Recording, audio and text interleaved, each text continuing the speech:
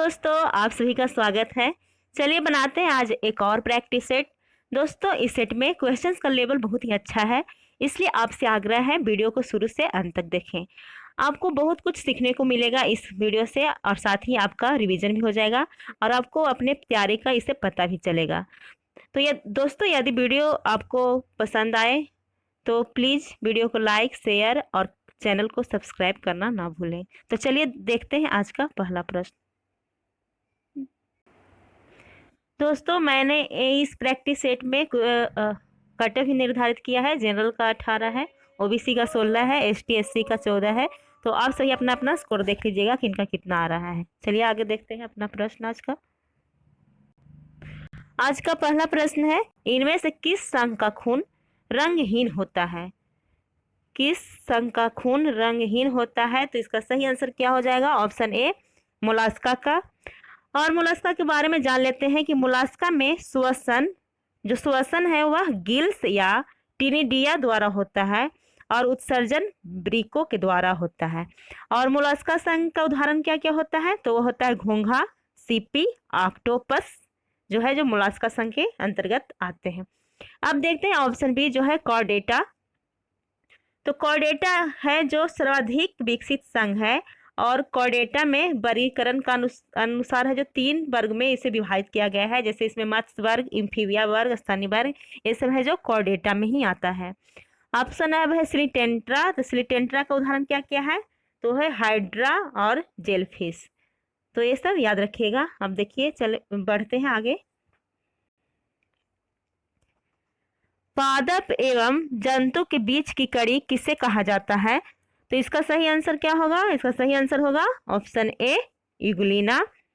पैरासियम, Plasmodium और amoeba, ये तीनों है जो किसके अंतर्गत आता है? तो यह प्रोटोजोआ के अंतर्गत आता है। प्रोटोजोआ संघ है, इसके अंतर्गत आता है।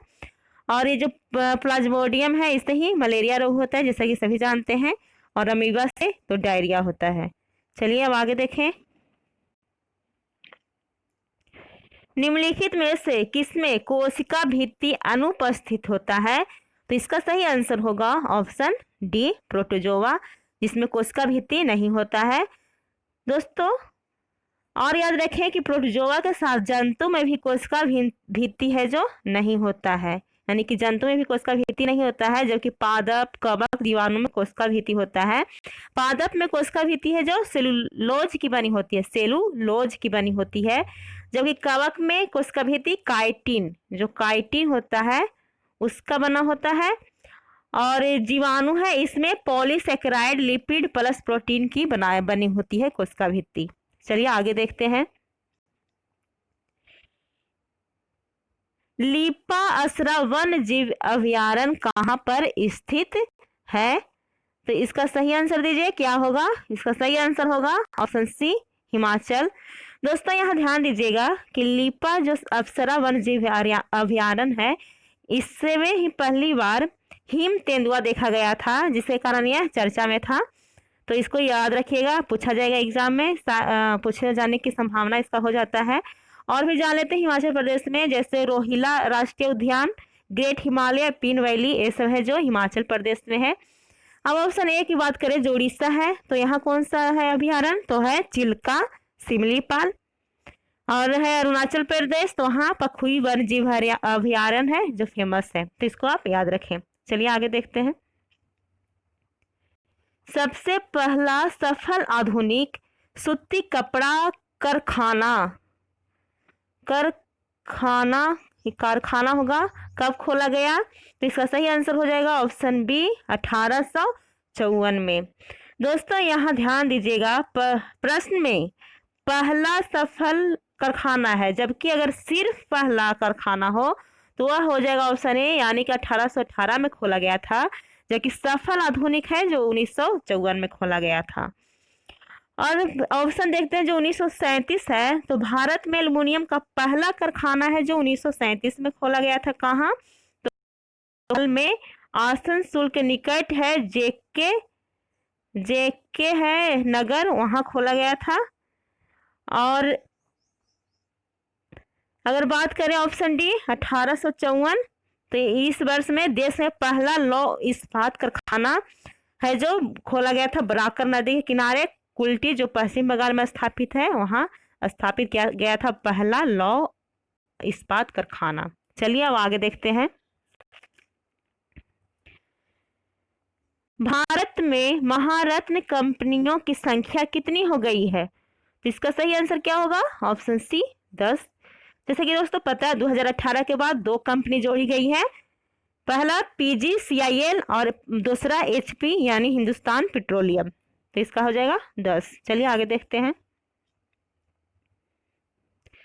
पाश्चुरीकरण की प्रक्रिया में दूध को किस तापमान पर गर्म करते हैं? तो इसका सही आंसर होगा ऑप्शन ए बॉइलिंग तापमान से कम ताप पर। चलिए आगे देखते हैं। सूक्ष्म जीव विज्ञान का जोकर किसे कहा जाता है, यानी किसे बोलते हैं? तो इसका सही आंसर होगा ऑप्शन ए माइकोप्लाज्मा को। अब आगे का प्रश्न, आयोडीन किस शैवाल से प्राप्त किया जाता है? तो इसका सही आंसर होगा ऑप्शन बी भूरा शैवाल। अब जो ऑप्शन ए है लाल शैवाल, तो लाल शैवाल से क्या प्राप्त होता है? तो ब्रोमीन है जो लाल शैवाल से प्राप्त होता है। इसके अलावा बिस्कुट, चॉकलेट, आइसक्रीम या ब्यूटी प्रोडक्ट वाले उत्पाद जिसमें चिकनाई होता है उसके लिए लाल शैवाल का ही उपयोग किया जाता है। अब बात करें ऑप्शन सी है जो अल्वा एवं पोरफायरा, तो इससे अल्वा एवं पोरफायरा इसे सलाद के रूप में खाने के लिए प्रयोग किया जाता है और यह प्रायः कहाँ? तो जापान में इसका उपयोग किया जाता है सबसे ज्यादा मात्रा में। चलिए अब आगे देखते हैं। जिस पौधे में फूल नहीं पाया जाता है उस समूह को क्या कहते हैं? समूह को क्या कहते हैं? तो इसका सही आंसर हो जाएगा ऑप्शन सी क्रिप्टोगेम्स कहा जाता है। दोस्तों क्रिप्टोगेम्स समूह का ही पार्ट है ये थैलोफाइटा और ब्रायोफाइटा। चलिए अब आगे देखते हैं। इनमें से कौन सा कीट का उदाहरण नहीं है? इनमें से कौन कीट का उदाहरण नहीं है? तो इसका सही आंसर क्या होगा? ऑप्शन डी मकड़ी। दोस्तों यहां बता दें कि मकड़ी कीट में इसलिए नहीं आता है कि अगर कीट के परिभाषा से देखा जाए तो कीट में 3 जोड़ी यानी कि 6 टांगे या 4 पंख होते हैं, जबकि में कितना? तो 8 टांगे होती है। इसलिए एक मकड़ी है जो कीट में नहीं आता है, जबकि ये सभी हैं जो आर्थ्रोपोडा संघ के एग्जाम्पल्स हैं। तिलचट्टा मछली सभी आर्थ्रोपोडा संघ में आते हैं। चलिए अब आगे देखते हैं। आयोडीन का पृथक्करण किस विधि द्वारा किया जाता है? तो इसका सही आंसर क्या होगा? ऑप्शन सी ऊर्ध्वापातन। और भी है जैसे कपूर है उसका भी है जो पृथक्करण है जो किससे होता है? तो ऊर्ध्वापातन से ही होता है। और क्रिस्टलीकरण से नमक को पृथक्करण और नमक के साथ फिटकिरी का पृथक्करण किया जाता है। चलिए अब आगे देखते हैं।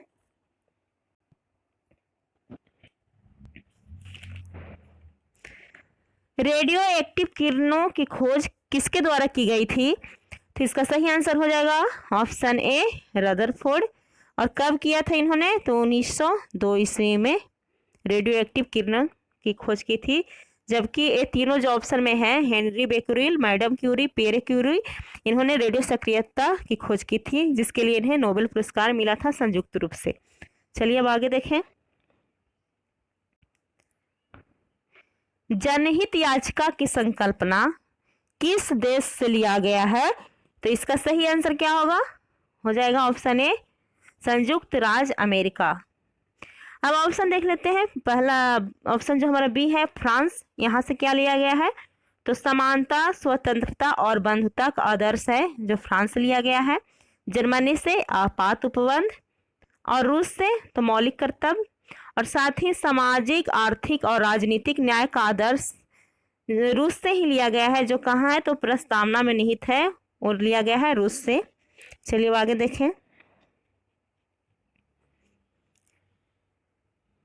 सरकारी समिति बनाने की स्वतंत्रता संविधान के किस संशोधन द्वारा मान्यता प्राप्त हुई? तो इसका सही आंसर क्या होगा? ऑप्शन सी 97 संविधान संशोधन द्वारा। तो 2011 ईस्वी में। अब 61 की बात करें तो 61वां संशोधन कब हुआ था? 89 में। और इसमें है जो मतदाता की आयु 21 से घटाकर 18 कर दी गई थी। संविधान संशोधन 36वां में हुआ था। कब? तो 1975 में हुआ था। सिक्किम को संवैधानिक रूप से राज्य का दर्जा मिला था। और जो ऑप्शन डी है 122, जो सबको पता होगा, ये किससे है? तो जीएसटी से संबंधित है। और 2017 में 1 जुलाई को जीएसटी लाया गया था। चलिए अब आगे देखें। समान नागरिक संहिता को लागू करने वाला एकमात्र राज्य कौन है? तो इसका सही आंसर क्या होगा? Option B, Goa. और ये जो है एक समान नागरिक संहिता 21 अनुच्छेद के अंतर्गत आता है। तो 44 यानी कि नीति निर्देशक तत्व में आता है। और नागरिकों के लिए समान सिविल संहिता इसे कहते हैं। तो ये कहाँ है? गोवा में लागू है। चलिए आगे। संपूर्ण भारत का अक्षांशीय विस्तार कितना है? तो इसका सही आंसर होगा ऑप्शन बी, 6 डिग्री 45 मिनट से 37 डिग्री 6 मिनट तक। चलिए अब आगे। 82.5 डिग्री पूर्वी देशांतर भारत के कितने राज्यों से होकर गुजरती है? तो इसका सही आंसर होगा ऑप्शन सी, 5 राज्यों से। दोस्तों याद करने का एक ट्रिक है कि यूपी एमपी में 36 का, यानी कि 36 हो जाएगा, का आंकड़ा है आंध्र उड़ीसा के लिए। यानी यूपी से उत्तर प्रदेश, मध्य प्रदेश, छत्तीसगढ़, आंध्र उड़ीसा, प्रदेश, उड़ीसा, ये सबसे है जो देशांतर रेखाएं गुजरती है 5 राज्यों से। तो इस तरह से करके आप याद कर सकते हैं, याद करने में आसानी होगा। चलिए अब आगे देखें।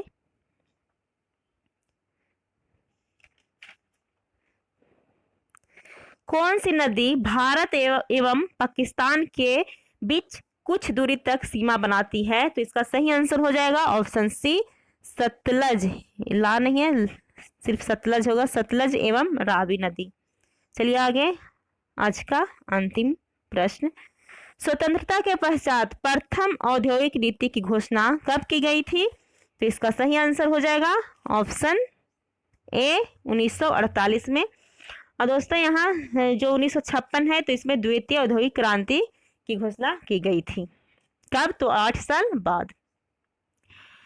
दोस्तों उम्मीद करती हूँ मेरा यह प्रयास, जो छोटा सा प्रयास है, जो आपको अच्छा लग रहा होगा। तो मिलते हैं अगले वीडियो में कुछ नए प्रश्नों के साथ। धन्यवाद।